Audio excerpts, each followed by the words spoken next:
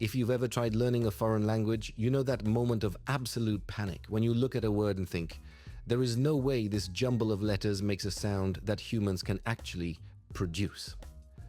Well, Polish takes that feeling and turns it into an Olympic sport. This is one of the Slavic languages that loves consonant clusters, nasal vowels, and spellings that look like secret codes. And today, we're diving into 15 Polish words that foreigners struggle with the most, words that can send even the most confident polyglot into a tongue-twisted meltdown. And hey, if you enjoy geeking out about language quirks, accents, and cultural oddities, make sure to hit that subscribe button and consider joining channel membership if you love this kind of content. We've got plenty more like it, and your support helps us keep exploring.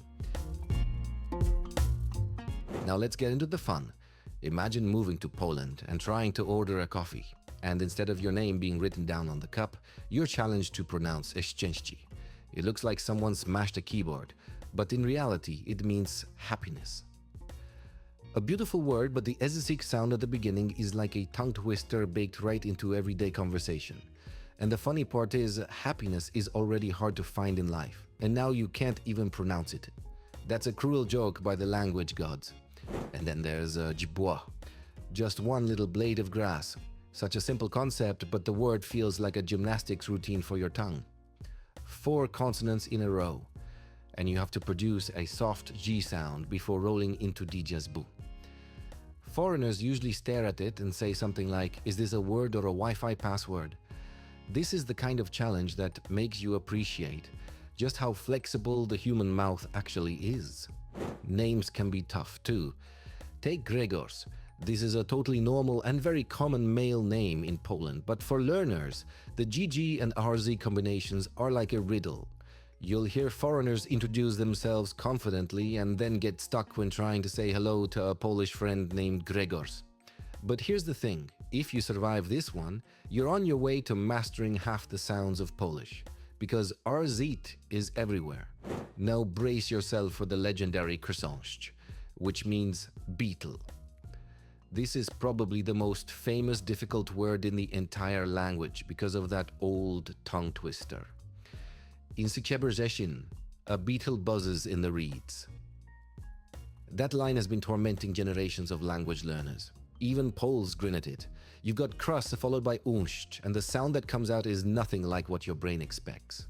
It's like the word was deliberately designed to scare off outsiders. And since we mentioned Szczebrzeszyn, yes, that's an actual town in Poland. Imagine being a tourist, pulling into the station, and seeing the sign. Good luck asking for directions if you can't even pronounce the name of the place you're in. Szczebrzeszyn is basically a test. If you can say it, you belong here. If not, you're still a guest. Another brutal example is przeszczepić, which means to transplant. All those szcz clusters stacked together feel like someone dared the language to see how many consonants could fit into one syllable.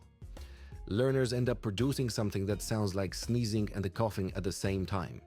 But don't think it's all just long, complicated words. Sometimes the short ones hit harder.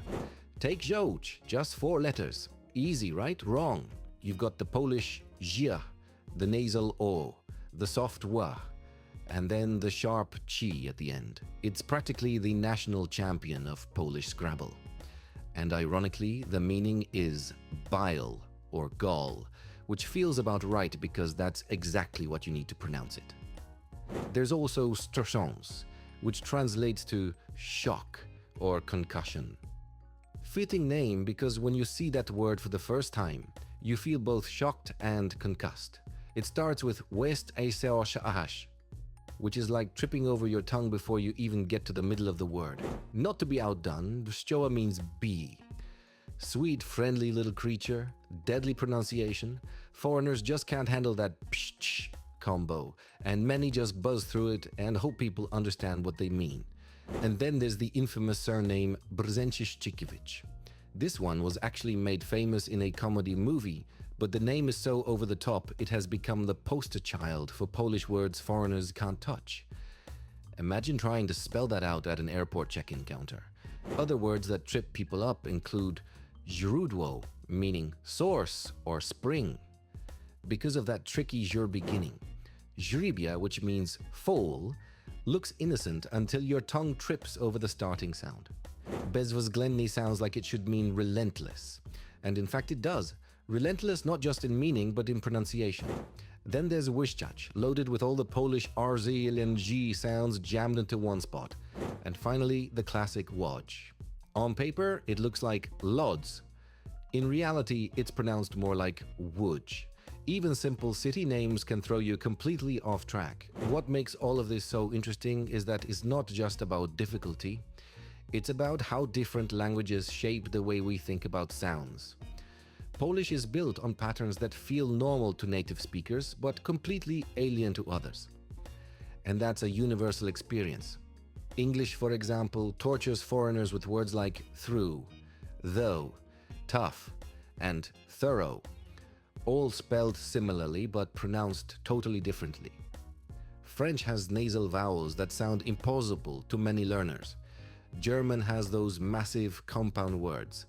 Every language has its minefield, and Polish just happens to have some of the most intimidating ones in Europe. The best part is, once you start to get the hang of it, these words stop looking scary and start looking kind of beautiful. You realize that chrząszcz actually flows in a weird way, that szcz feels satisfying when you finally nail it, and that mastering Łódź makes you sound like an insider. Learning these words is like leveling up in a game. It's frustrating at first, but when you succeed, you feel unstoppable. So if you're learning Polish or any language, don't be discouraged by the tongue twisters. See them as challenges that make you stronger, more flexible, and more connected to the culture you're diving into. And trust me, when you finally drop a perfectly pronounced szcz in conversation, the look on your Polish friend's face will make all that practice worth it. If you enjoyed this dive into the wild world of Polish pronunciation and want to keep exploring language, culture, and all the quirks that make communication so fascinating, don't forget to subscribe, and if you'd like to support the channel further, consider joining our channel membership. It keeps this content going and helps us explore even more of these strange and wonderful linguistic journeys together.